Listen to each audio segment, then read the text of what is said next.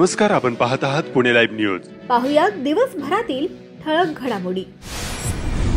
Pickup jeep चालक आपल्या ताब्यातील वाहन घेऊन चाकण शुक्रापूर रस्त्याने जात असताना बहुळ तालुका खेड येथील चौकात आल्यानंतर पाऊस आणि अंधार असल्याने संबंधित चालकाला वाहनाचा अंदाज आला नाही। पिकअप जीप चालकाने पुढे उभे असलेल्या कंटेनरला जोरदार धडक दिली। यामध्ये पिकअप जीपचे समोरील बाजूचे नुकसान झाले। त्यानंतर पिकअप जीपचे मालक आणि पार्टनर यांनी घटनास्थळी येऊन तुला गाडी नीट चालवता येत नाही का असं म्हणत आपल्या चालकाला दगडाच्या साह्याने जबर मारहाण केली।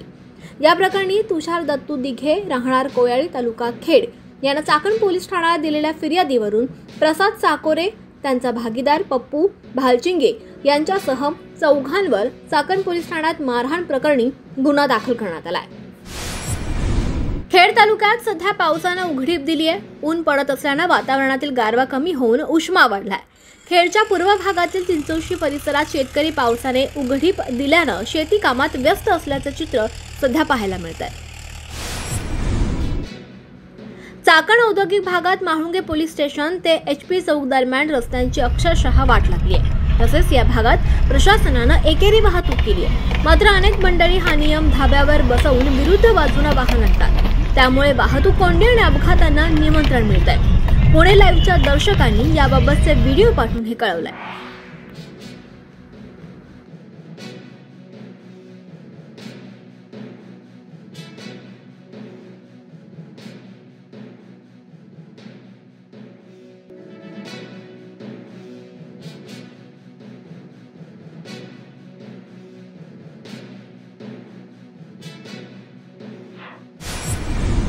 श्री संत ज्ञानेश्वर महाराजांचा 750वा जन्मोत्सव आणि संत तुकाराम महाराजांचा 375वा वैकुंठगमन सोहळा याचे औचित्य साधून आषाढी वारीनंतर परतीच्या प्रवासासाठी देहूकडे निघालेला जगद्गुरू संत तुकाराम महाराज यांचा पालखी सोहळा रविवारी 20 जुलै 2025 रोजी आळंदीत येणार आहे। तसेच याच दिवशी माऊलींचाही पालखी सोहळा आळंदीत येणार आहे। हा ऐतिहासिक क्षण असून भाविक वारकरी हा संत भेट सोहळा पाहण्यासाठी मोठ्या संख्येने उपस्थित असतील। या पार्श्वभूमीवर आळंदीत रस्ते स्वच्छ ठेवण्याची मागणी ग्रामस्थ व पदाधिकारी यांनी केली आहे। देहू फाटा ते आळंदी मार्गावरील रस्त्यांच्या स्वच्छतेबाबत स्थानिकांनी आळंदी पालिकेला निवेदन देखील दिले आहे। खेड तालुक्याचे आमदार बाबाजी काळे पाटील यांनी विधिमंडळाच्या पावसाळी अधिवेशनात पुन्हा एकदा लक्षवेधीच्या माध्यमातून राजगुरुनगर नगर परिषद करवाढीला स्थगिती मिळावी अशी मागणी केली आहे। राजगुरुनगर नगर परिषदेच्या करवाढीला यापूर्वी स्थगिती मिळावी म्हणून सभागृहामध्ये मी विषय मांडला होता। तालुक्यामध्ये अनेकांनी त्या ठिकाणी उपोषणाला बसले होते। मंत्री महोदयांनी आश्वासन दिलं होतं की 8 दिवसामध्ये यावर निर्णय घेऊन स्थगिती देऊ, परंतु अद्यापही निर्णय घेतला नाही। तो लवकरच घ्यावा जेणेकरून आमच्या राजगुरुनगर वासियांना न्याय मिळेल। नगरोत्थानच्या माध्यमातून तीनही नगर पुणे जिल्हा मध्यवर्ती सहकारी बँकेतर्फे म्हणजेच PDCC बँक यांच्या माध्यमातून 6 वाचनालयांना प्रत्येकी 50,000 रुपये मदत निधीचे वाटप करण्यात आले।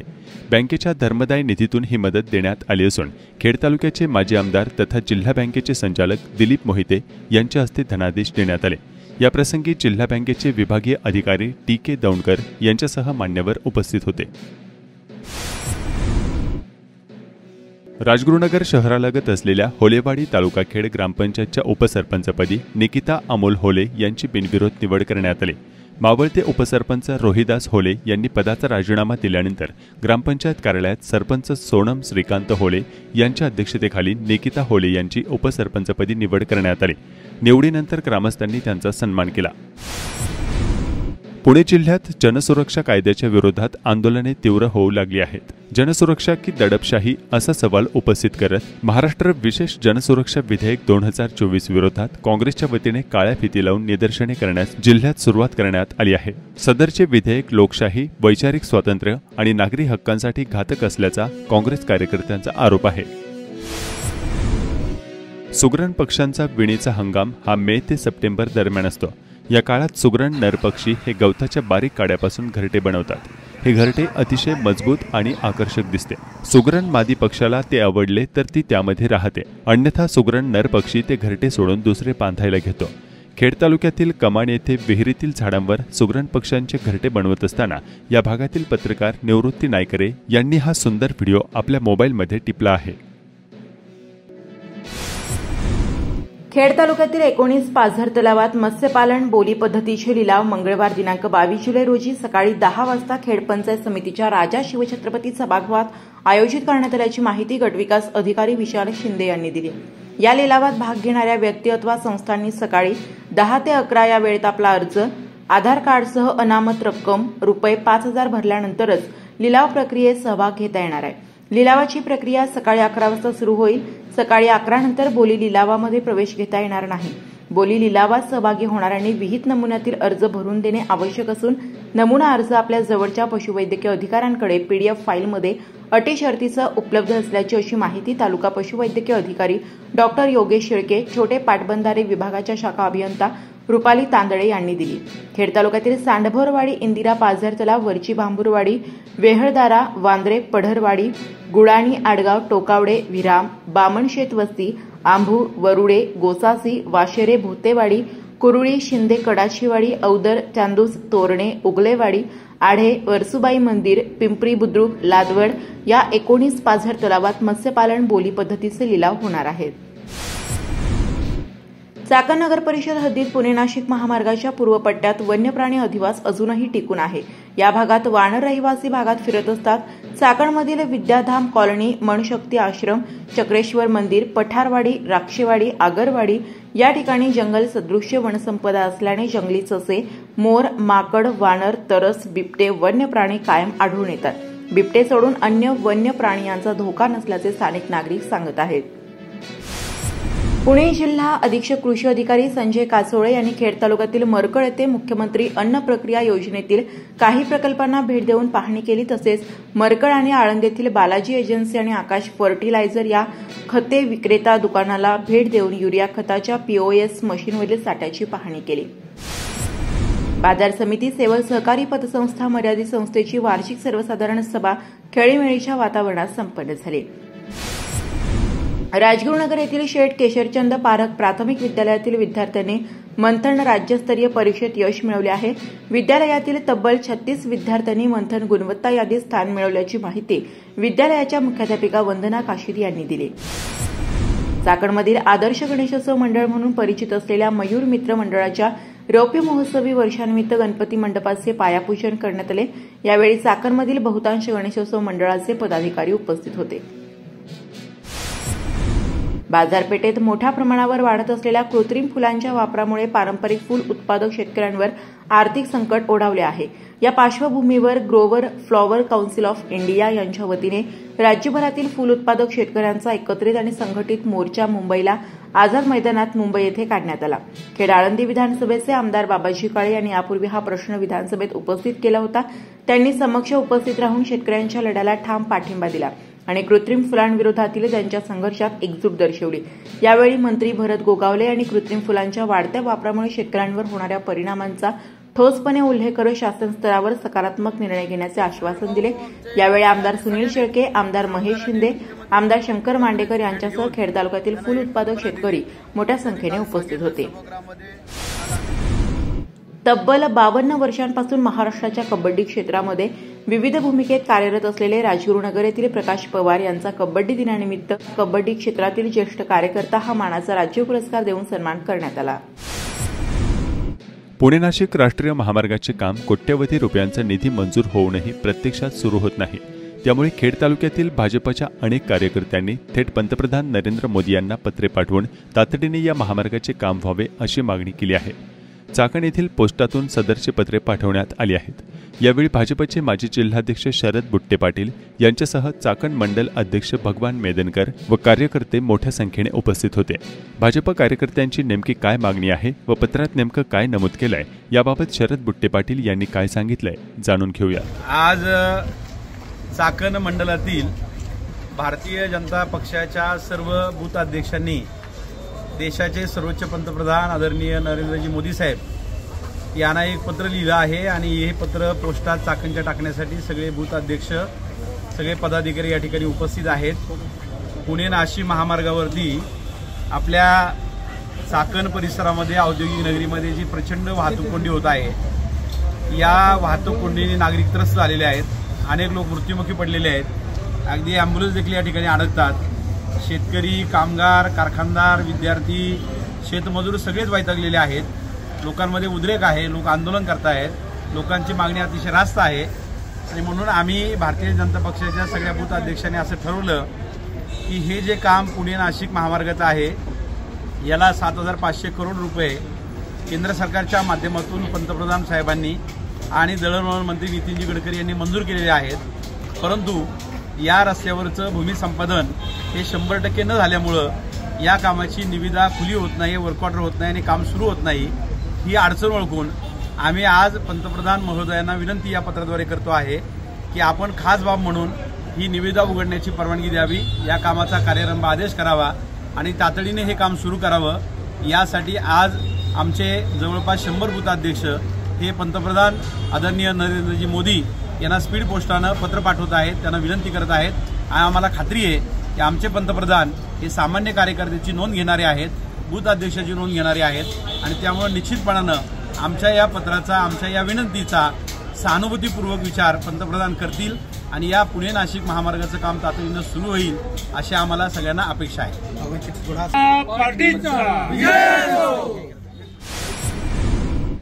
पुणे नाशिक राष्ट्रीय महामार्ग भूसंपादनाच्या अनुषंगाने जिल्हा प्रशासनाने चाकण तालुका खेड येथील मेरा मंगल कार्यालयात शुक्रवारी 18 जुलै रोजी बाधित शेतकऱ्यांची बैठक घेतली.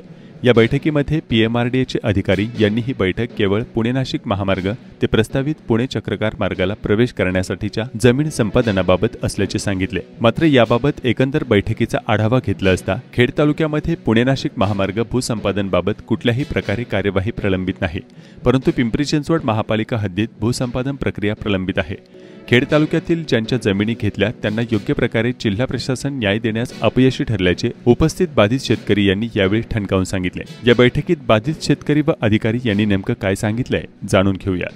राज्यमार्ग झाला त्यावेळेस संपादन नव्हतं, वहिवाटीप्रमाणे ते रोड तयार होते. त्याच्यानंतर 4 पदरी झाला, 4 पदरी होताना भूसंपादन झालं. ते करताना कोणती बॉडी होती भूसंपादनाची? PWD होतं, PWD नॅशनल हायवे होतं का नॅशनल हायवे होतं हे. आणि त्याच्यासोबत संपादन मंडळामध्ये कोण होतं? ते आमचे शेलोवन होते, ते पोलीस होते, आता 6 नंबर त्यांच्या थोड्या कामासाठी. ह्या सगळ्या लोकांसोबत समन्वय करणं गरजेचं आहे. आता ही गोष्ट आमच्या लक्षात आली की पहिलं संपादन पूर्ण झालं नाही, एक जण कोर्टात गेला, तेवढ्या पुरतंच त्याचं केलं, एका गटाचं केलं, मागचं नाही, पुढचं नाही. किंवा हे जे काही बायपास त्यावेळेस चाकणच्या मधून रोड असेल आता तुमच्या बोलण्यानुसार, मग बायपास केला की तेवढंच केलं आणि त्यानंतर ते वाढत गेले. ह्या सगळ्या गोष्टी तर आपल्याला पुढे जायचं. तो विषय आपला सर्वांच्याच लक्षात आलेला आहे की बाबा पूर्वीचे हे अडचणी आहेत. आता मोजणी कार्यालयाकडे कुठल्या कुठल्या गोष्टीच्या मोजणी झाल्यात आणि त्यांचे जे नकाशे कायमस्वरूपी रेकॉर्ड असतात ते थोडं साहेब सांगतील आणि त्यानंतर मग आपण दुसऱ्या विषयाकडे पुढे जाऊ. मी राम गठार NHIला डेप्टी कलेक्टर आहे. तर आपण थोडंसं हे जे 3 टप्प्यामध्ये मागे भूसंपादन झालं त्याच्याबद्दल थोडंसं बघूया. याचं 10/11/1966 साली पहिल्या टप्प्यातील भूसंपादन झालं या रोडकरिता. त्याचे संपादन मंडळ होतं PWD. त्याच्यानंतर 2006ला हे दुसऱ्या टप्प्यातील याचं भूसंपादन झालं. त्याचं भूसंपादन मंडळ होतं NHPWD. त्याच्यानंतर तिसरं जे संपादन झालं ते झालं 2017ला. त्याचं भूसंपादन मंडळ होतं आमचं NHI. तर याच्यामध्ये जे संपादन झालं आणि विशेषतः तुमच्या मागचं आमच्या कार्यालयाने जे संपादन केलं ते 28 हेक्टर 30 गुंठ्याचं केलं. मला वाटतं त्याच्यामध्ये बऱ्याच लोकांचे काही आमच्या ऑफिसलाही आले होते, त्यांनी बऱ्याचशा काही तक्रारी केल्या आणि आमच्या ऑफिसमध्ये जे काही रेकॉर्ड उपलब्ध होतं ते रेकॉर्ड सुद्धा आम्ही त्यांना उपलब्ध करून दिलेलं आहे. त्याच्यानंतर याचं भूसंपादन अधिकारी होते क्रमांक 19. तर काही आपल्या भूधारकांचं म्हणणं आहे की आम्हाला पैसे मिळाले नाही. तर आता पैसे तर आम्ही सर्व भूसंपादन अधिकारी यांच्याकडे जमा केलेले आहे. बऱ्याचशा मंडळी तिथून जो आम्ही माहिती घेतली तर बऱ्याचशा मंडळींनी त्याचे पैसे घेतलेले आहेत आणि काही मंडळी जी आपली कोर्टामध्ये गेलेली आहे त्या बऱ्याचशा भूधारकांनी पैसे ते घेतलेले नाही. त्यामुळे आता मागे जे संपादन झालेलं आहे आणि जिथे जागा सुटलेल्या आहेत तिथे आपल्याला नव्याने संपादन करता येईल, परंतु जे संपादन ऑलरेडी झालेलं आहे तिथे पुनर्संपादन मात्र करता येणार नाही. त्याच्यामध्ये बरंचसं KGP राहिलं, म्हणजे फेरफार जो 7/12ला त्याची नोंद घ्यायची असते ती सुद्धा राहिलेली आहे. हे सर्व करून आणि आज जे तुम्ही काही इथे निवेदन सादर केली, आपलं काही तोंडी म्हणणं आपण मानलेलं आहे, याचा सगळा सारासार विचार करून मागील जे संपादन झालेलं आहे त्याच्यानुसार तुमच्या अडीअडचणी आपल्याला सोडवता येते. परंतु आता हे जे 4थ्या टप्प्यातील संपादन आहे तर ते मागचं संपादन आणि याचं विशेषतः काही अर्थार्थी तेवढा अर्थ नाही, परंतु आता जे संपादन करायचं आहे आपल्याला, मागच्या 15वाड्यामध्ये आपण मोजणीसाठी तारखा नेमलेल्या होत्या, त्याला आपण विरोध केल्यामुळे ती मोजणी काही झालेली नाही. परंतु याच्यात आता नव्याने संपादन करण्यात काही अडचणी असतील तर मग त्याचाही इथे उहापोह होणं गरजेचं आहे. तसं काही असेल तर आपण लेखी मांडा, आपलं म्हणणं तोंडी मांडू शकता, त्याप्रमाणे आपल्याला पुढची कारवाई करता येईल.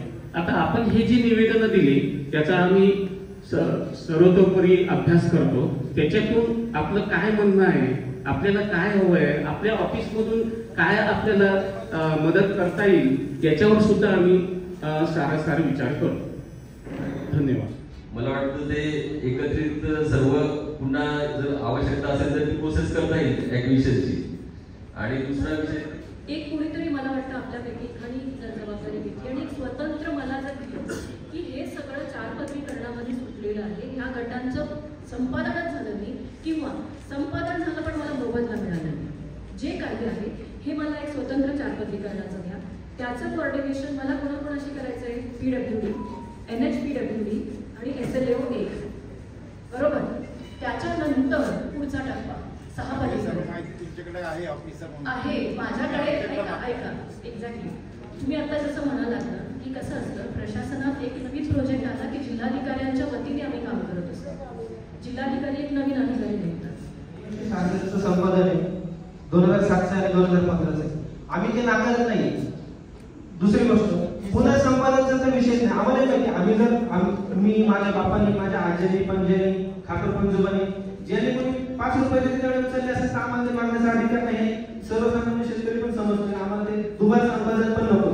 चिटणीस साहेबांचा जो दुबार संपादनाचा मुद्दा होता, एखाद्या शेतकऱ्याचं तसं झालं होतं, ते एका शेतकऱ्याच्या उदाहरणाला बघून तुम्ही 1000 शेतकऱ्यांना सेम मापाने नाही मोजू शकत, हे माझं म्हणणं आहे. दुबार संपादन कोणालाच नको, शासनाला नको, आम्हाला नको. 19 नंबरला जे आमचं प्रकरण होतं संतोषनगरचं 59चं, तर त्याच्यामध्ये झालं काय की नवीन भूसंपादन कायदा आला, जुना आला 2001ला, विदाऊट भूसंपादन आमची अख्खी जमीन घेतली आणि त्याच्यावर तो बाबा नदीचा पूल बांधला. आता त्यामध्ये जसं शेतकऱ्यांनी सगळं सांगितलं त्याची मोजणी पण आम्ही केली, आम्हीच तुमचं क्षेत्र दाखवलं. हे TLR साहेब जे त्यांच्या त्यावेळेस घोडेकर मॅडम होते, त्यांनी ऑफिसमध्ये बसून डायरेक्ट रेगा मारल्या होत्या. त्यामुळं डायरेक्ट 1 गुंठ्याचं 32 गुंठ्यावर गेलं. आणि दरम्यानच्या काळात जुन्या कायद्याचं जे संपादन होतं प्रक्रिया ती लॅप्स झाली. लॅप्स झाल्यावर नवीन कायदा आला, त्याच्यामध्ये काही गडबडीत त्यांनी केलं. आता आम्ही त्याबाबत जेव्हा NHI साहेब येतात त्यांना आम्ही पिटिशन टाकली की बाबा तुम्ही असं केले, तर आता त्यांनी काय केलं की PWD संपादन मंडळ तिकडे जा. आता मग शेतकऱ्यांनी तुमच्याकडे एकदा तुमच्या ताब्यात आल्यानंतर परत जुन्या ऑफिसकडे जायचं, मग नक्की कुठं जायचं. आता त्या जागेमध्ये असं झालं आमच्या की राहिलेली जमीन जी ती 1.25 गुंठेच राहिली. आता नवीन संपादन कायद्याप्रमाणे 17ला जे संपादन केलं 11 गुंठ्याचं राहिलेलं आहे, तर ते राहिलेल्या 1.5 गुंठ्याला आता आम्ही काय करणार आहे. मग कायद्यामध्ये जे तरतुदी आता सर म्हणले SOP करणार, SOPची आवश्यकताच नाही. जे कायदा आहे त्या कायद्याप्रमाणेच काम करा ना. आता परत मोजणी करून परत आम्ही हे करायचं. तुमच्या 17 नंबरला 4 वर्ष आम्ही म्हणलं तुमच्याकडे जर आम्हाला जमत नाही ना तुम्हाला न्याय घ्यायला तर तुम्ही पेमेंट कोर्टात जमा करा. 4 वर्षात त्यांनी पेमेंट पण कोर्टात जमा नाही. जमीन घ्या. आता 1.5 गुंठ्यामध्ये काय करणार आहे राहिलेल्या 47 गुंठे घेतली, राहिलेली 1.5 गुंठे ठेवली. साहेब आता त्या नदी होत ना तुम्ही जाता त्या पाण्याच्या काय करायचं आम्ही तिथे जाऊ.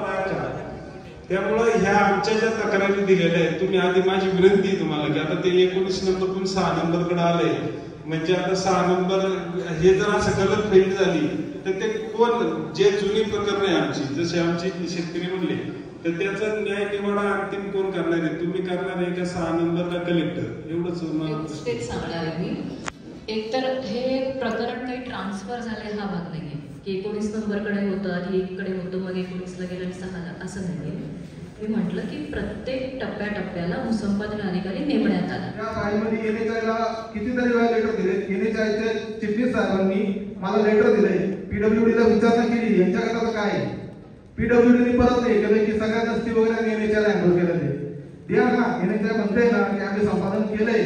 एनएचआयने शेतकऱ्याला दाखवा संपादन केलंय का. प्रत्येक गट वाईज प्रत्येक शेतकऱ्याला सांगा आम्ही तुमची 1 गुंठा जागा घेतलेली, 1 इंच जागा घेतलेली, हे प्रत्येक शेतकऱ्याला सांगा. सुरुवातीला कशी जायचं तर तुम्ही स्पष्ट उल्लेख होता की एवढं भूसंपादन केलं पाहिजे. 45 मीटर करता म्हणजे आरोग्य जो आहे 45 मीटर तो ऍक्च्युअली झालाच नाही. हे सगळं कुठं चाललंय म्हणजे आज जात नाही. म्हणजे सांगायचं मुद्दा हे जे चाललंय सगळं आरोग्य 45 मुलं चाललंय. मग यांनी काय झालं की पेट्रोल आम्हाला हँडओव्हर केले. आता पेट्रोल आम्ही गेलो, त्यांच्या बरोबर माहिती घेतली, त्यांनी काय माहिती घेतली, त्याच्यावर कोर्टामध्ये सगळ्यांना आम्ही पार्टी घेतली. तर याच्यामध्ये कुणालाही काही सांगता उत्तर देता आलं नाही. तर आम्ही सगळी हिस्ट्री ऑलरेडी आम्ही म्हणजे दाखवली कोर्टाला. तो कोर्टाने सगळं पाहिलं, निकाल दिला की यांचं भूसंपादन जोपर्यंत करताय तोपर्यंत ताबा घ्यायचा नाही. असं असताना देखील सुद्धा तुम्ही अधिकारी, आमचे 2-3 लोकांचे असे नियोजन झाले तरी तुमचे अधिकारी अलीकडे मोदीला म्हणजे मला काय म्हणतात 45 मीटरचं संपादन नाही तर तुम्ही ते 12 मीटर कसं करताय? काहीच झालं नाही. किंवा पत्र झालं नाही, त्याचे जागा तुम्हाला पैसे पण दिले नाही, ती पण जागा तुम्ही घेणार नाही. आणि तुम्ही परत म्हणता की आम्ही भूसंपादन आता जुनं करणार नाही. जुनं जर आपण मला जर लागलंय तेच जर बरं झालं नाही तर नवीन कसं काय मी तुम्हाला हे करतो स्वरूपात म्हणा किंवा डिटेलमध्ये सगळं ऐकलं असं मीटिंग घेतोय. हे मला एकच सांगायचं, तुम्ही हे आज बोलत नाही. मला भावना कळताय, कित्येक वर्षांपासून तुम्ही हा लढा देताय.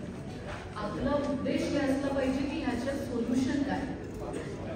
प्रश्न तुमचे आम्हाला लक्षात आले.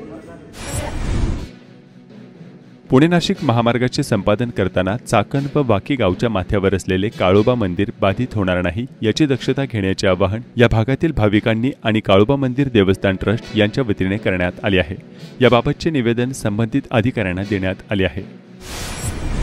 खेड तालुक्यातील भामा आसखेड प्रकल्पाच्या कालव्याकरिता संपादित व बिगर संपादित जमिनीच्या 7/12 इतर हक्कातील भामा आसखेड कालवा असे प्रस्तावित शेरे वगळण्याची मागणी शेतकऱ्यांनी केली आहे. चाकण, गोणवडी, बिरदवडी, खराबवाडी, नाणेकरवाडी आणि आंबेठाण आदी गावातील नागरिकांनी खेडचे माजी आमदार दिलीप मोहिते यांच्यासह वरिष्ठ अधिकाऱ्यांची भेट घेऊन आणि त्यांना निवेदने देऊन सदरची मागणी केली आहे. आसखेड उजवा कालवा आणि डावा कालवा या संदर्भात शासनाने सन 2000 साली इतर हक्कामध्ये प्रस्तावित शेरे दाखल केले.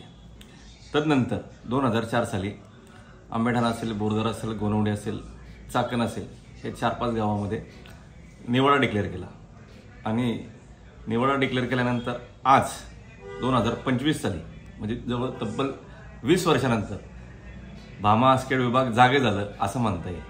कारण त्यांनी एक पत्र जारी केलं की संबंधित 7/12 इतर हक्कामधील शेरे हे कब्जेदार सत्री घेण्यात यावी.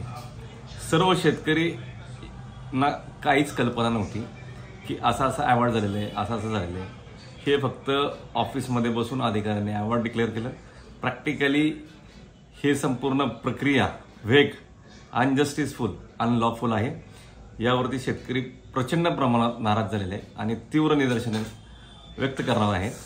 तर या संबंधित आम्ही आज या तालुक्याचे माजी आमदार दिलीप अण्णा मोहिते पाटील यांची भेट घेतली आणि मला अभिमानाने सांगावं वाटतं की सन 2023 साली अण्णांच्याच पुढाकाराने हे सर्व कॅनलचे शिक्के वगळण्यात आले होते.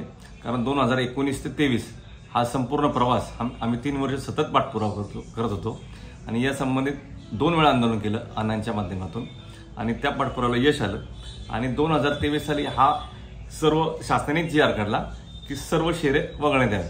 परंतु आज धरण विभागाने एक पत्र जारी केलं आणि इतर हक्कामधील शेरे हे 7/12च्या कब्जेदार सत्री घेण्यात यावे. तर आम्ही आज प्रांत साहेबांना भेटलो, तहसीलदारांना भेटलो, सगळी याची वस्तुस्थिती समजून सांगितली की कसं कसं झालेलं आहे. प्रांत साहेबांनी पण समजून घेतलं, तहसीलदार साहेबांनी पण समजून घेतलं आणि या संबंधित वेगवेगळ्या सूचना तलाठी असेल, मंडल अधिकारी असतील, या सगळ्यांना सूचना दिल्यात आणि यासाठी तात्पुरती त्यांनी स्थगिती दिलेली आहे आणि आम्ही येत्या सोमवारी अण्णांच्या मार्गदर्शनाखाली या राज्याचे उपमुख्यमंत्री अजितदादा पवार असतील किंवा मुख्यमंत्री असतील यांना आम्ही सर्व शिष्टमंडळ जाऊन भेट घेणार आहोत। धन्यवाद। आपण पाहत होतात पुणे लाईव्ह न्यूज। भेटूयात उद्याच्या बातमीपत्रात।